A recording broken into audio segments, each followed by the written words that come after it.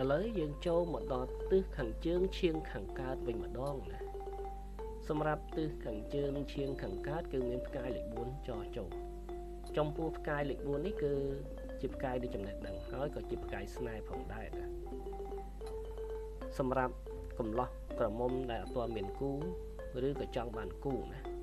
ដែលមានទ្វារផ្ទះឬមុខទ្វារផ្ទះបែរទៅទិសខាងជើងឈៀងខាងកើតយើងអាចប្រើប្រាស់ជាដើមផ្កាណាដូចជាផ្កាកលាបដែលមានផ្កាពណ៌ក្រហម4ផើងនៅមាត់ទ្វារចេញចូលផ្ទះហើយយើងដាំបដាយើងផ្សងបដាទៅណាសូមឲ្យមានគូសឬគូខ្មៅឬគូស្អែម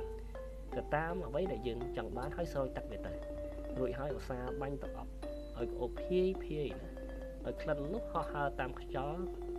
ទៅពំនាំគូដែលយើងប្រាថ្នាឲ្យមកជួបយើងណាក្នុងឆ្នាំថ្មីនេះអាចនឹងជួបគូពិតប្រាកដហើយ